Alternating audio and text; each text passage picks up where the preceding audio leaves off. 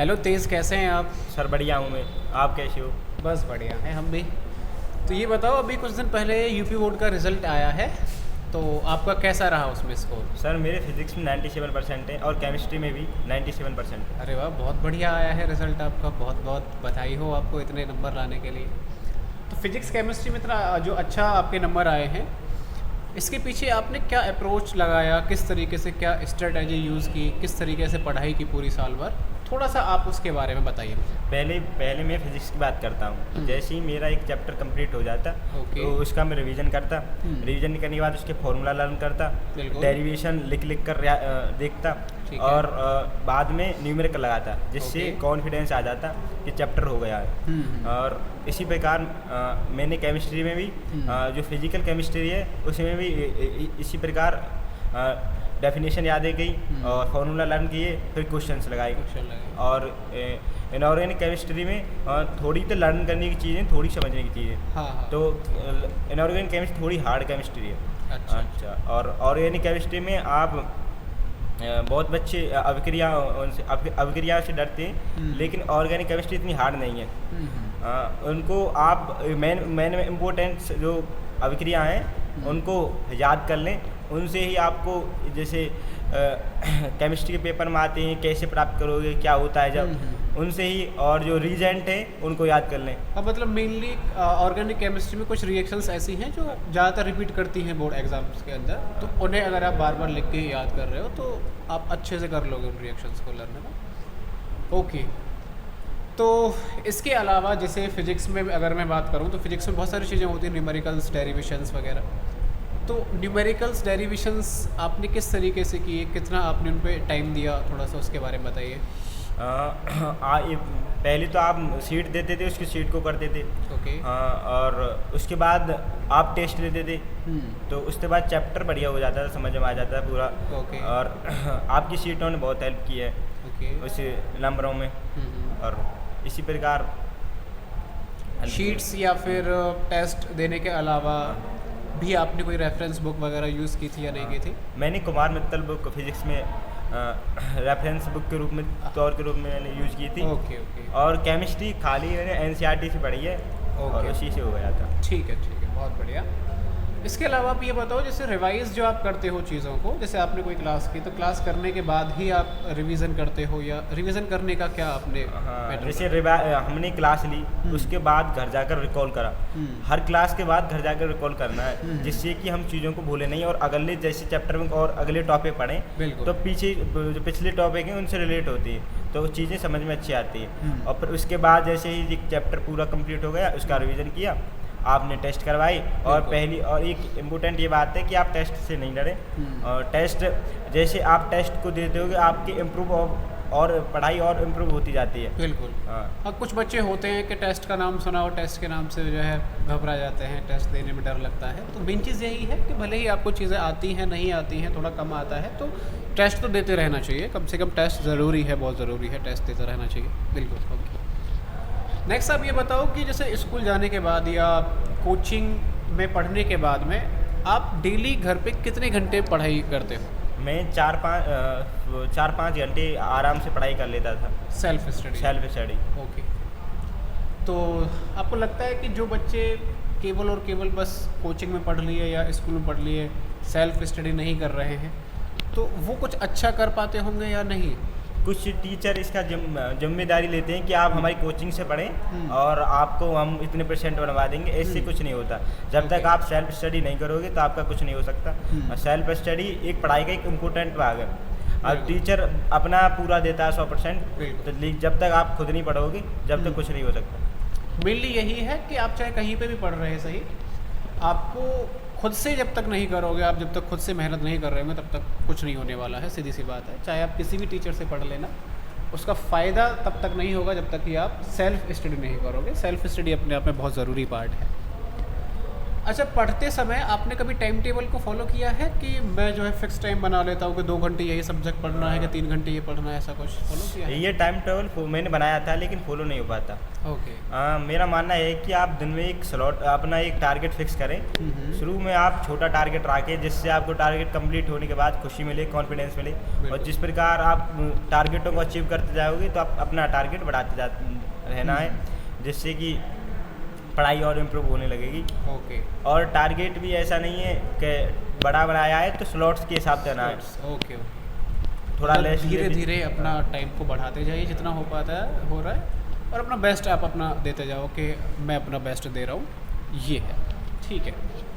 अच्छा, सब्जेक्ट तो बहुत सारे होते हैं 12th में, उसमें से कौन सा सब्जेक्ट आपको थोड़ा सा टफ लगा? मुझको सर फिजिक्स ही टफ लगा। फिजिक्स लगा और उसी में अच्छे नंबर आए हैं? नहीं अच्छा। सर, उसका जो सिलेबस है बड़ा लेंथी है। हाँ। बच्चे अगले चैप्टरों को पढ़ते हैं तो थोड़ा पीछे चल जा भूल जाते हैं। कनेक्टेड है ये चैप्टर से। आपको जैसे पढ़ाई करते हो दिन में तो फिजिक्स को ही ज़्यादा टाइम देना पड़ता है। ओके ओके, ठीक है। हाँ, ये तो है कि फ़िज़िक्स का जो सिलेबस है थोड़ा लेंथी है।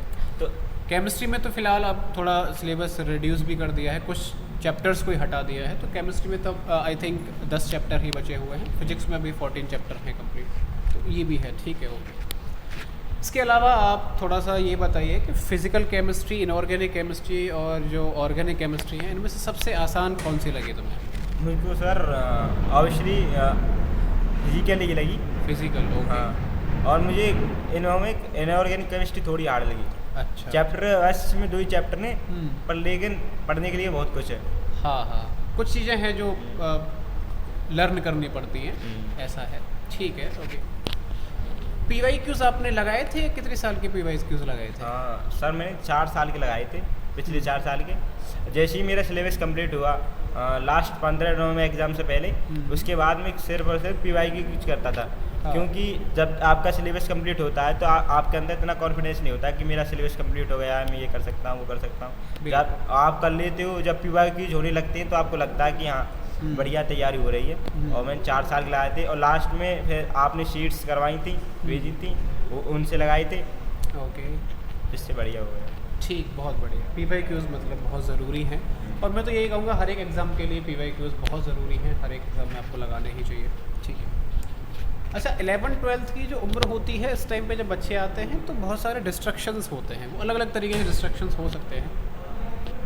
तो मैं कुछ फ़ील हुआ कि भाई ये डिस्ट्रक्शन मुझे फ़ेस करने को मिले, और इस तरीके से मैंने उन पे वर्क किया, इस तरीके से मैंने उनका सॉल्यूशन ढूंढा, कुछ इस तरीके से। एक मोबाइल फ़ोन है जो मुझे लगा ये डिस्ट्रैक्शन दे रहा है, तो मैं ऐसा करता था, अपने दिन का टारगेट कंप्लीट करता था और अपना रखता था इतने घंटे फ़ोन चलाना है। ओके, तो इसलिए मैं टारगेट कंप्लीट करके फिर फ़ोन चला लेता। ठीक है, ठीक है। मतलब मोबाइल फ़ोन से कम ही यूज़ करें तो ज़्यादा बेटर है, अपने काम की चीज़ें ये होनी चाहिए।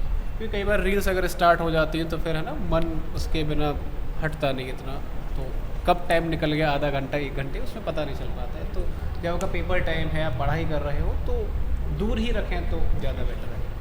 क्योंकि एक चीज़ होती है कि आपको मोबाइल को यूज़ करना है, कहीं ऐसा ना हो कि मोबाइल आपका ही यूज़ करना स्टार्ट कर दे। ये जो बात है, ये बहुत गहराई वाली बात है, कभी आप इसे सोच के देख रहे हैं ना, कि आप फील करके देखना कि आप ही मोबाइल का यूज़ कर रहे हो या फिर उसने आपका यूज़ करना स्टार्ट कर दिया है।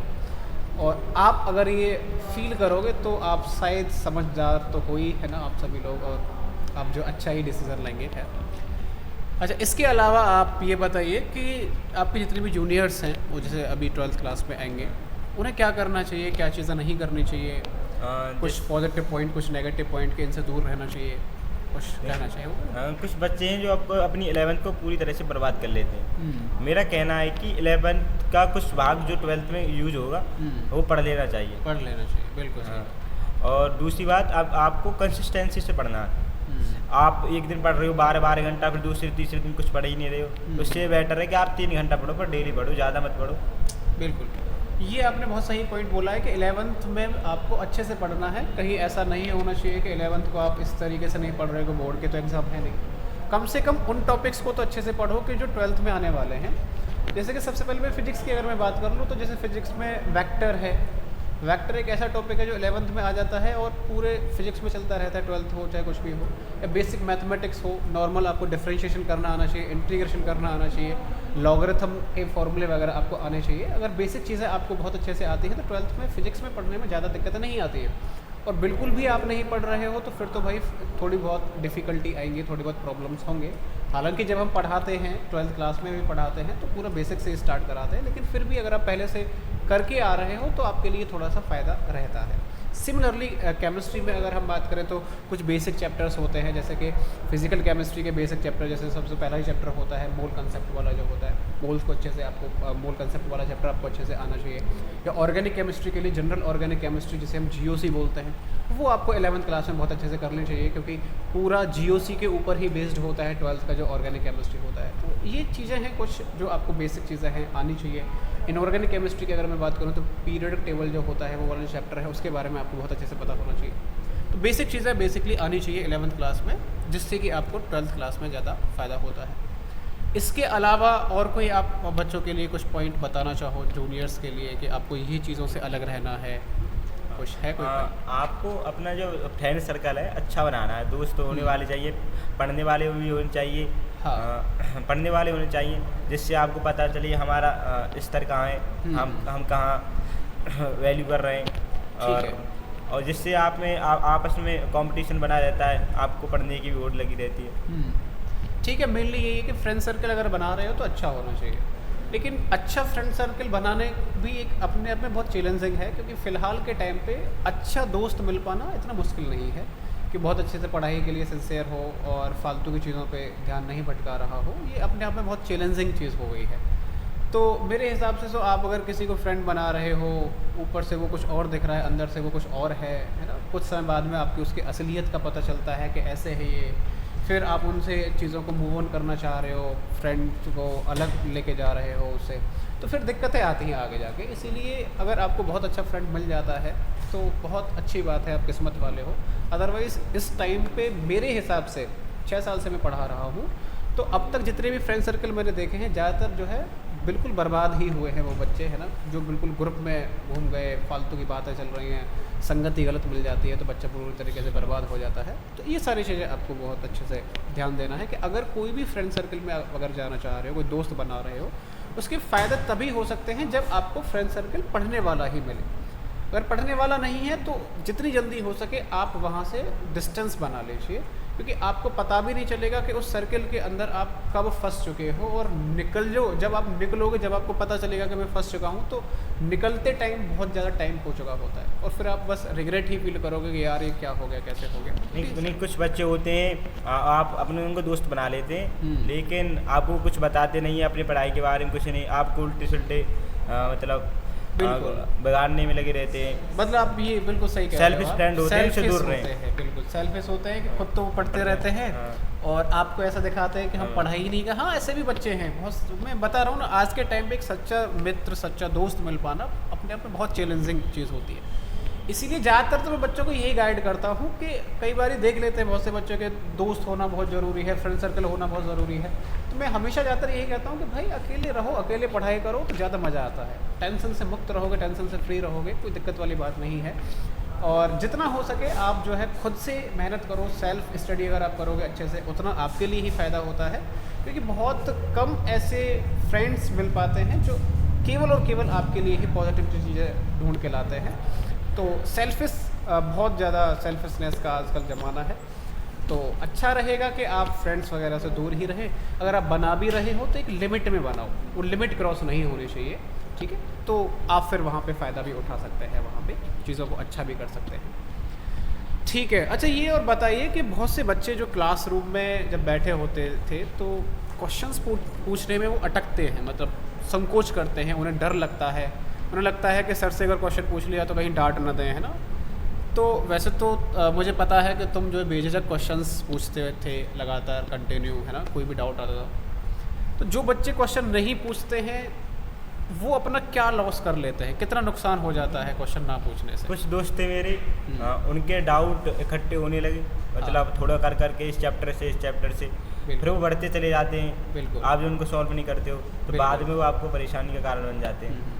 फिर बाद में आपको चैप्टर समझ में नहीं आते हैं। हाँ हाँ, मतलब सीधा सा मतलब यही है कि हर बच्चे को अगर कोई डाउट आ रहा है, बेझिझक क्लास के अंदर डाउट्स पूछने ही चाहिए। कैसा भी डाउट हो, बेसिक से बेसिक डाउट हो, कैसा भी डाउट अगर आपको आ रहा है, अगर वो चीज़ें समझ में नहीं आ रही हैं तो उसको बेझिझक पूछिए, है ना। कोई भी टीचर अगर आपको पढ़ा रहा है तो टीचर की रेस्पेक्ट करना एक अलग चीज़ है, ठीक है, रेस्पेक्ट करो, लेकिन आप उसे फ्रेंड की तरीके से भी ट्रीट करो। ऐसे समझो कि हाँ वो एक दोस्त है, एक फ्रेंड है, और जैसे एक दोस्त से पूछते हैं डाउट, उसी तरीके से हर एक टीचर से भी पूछना चाहिए, है ना।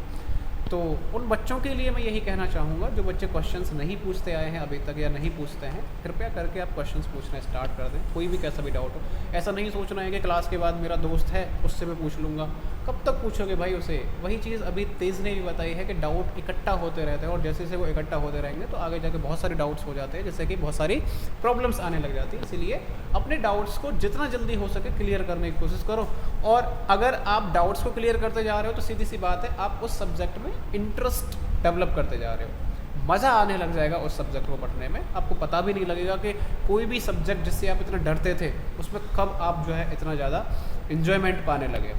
तो छोटी छोटी चीज़ें होती हैं, इन्हीं को करते रहो और आप भी जो है अच्छे नंबर जो है लेके आ सकते हो, ठीक है। ठीक है, तो फिर है ना 23 इतना ही रखते हैं आज के लिए। बहुत बहुत शुक्रिया आपके लिए, जो बच्चों के लिए आपने कुछ पॉइंट्स बताए। उम्मीद है कि इन सभी पॉइंट से इन सभी बच्चों को कुछ ना कुछ सीखने को मिला होगा, और ये उन गलतियों को नहीं करेंगे जो जनरली बच्चे गलतियाँ करते हैं, ठीक है। तो बहुत बहुत धन्यवाद। धन्यवाद सर।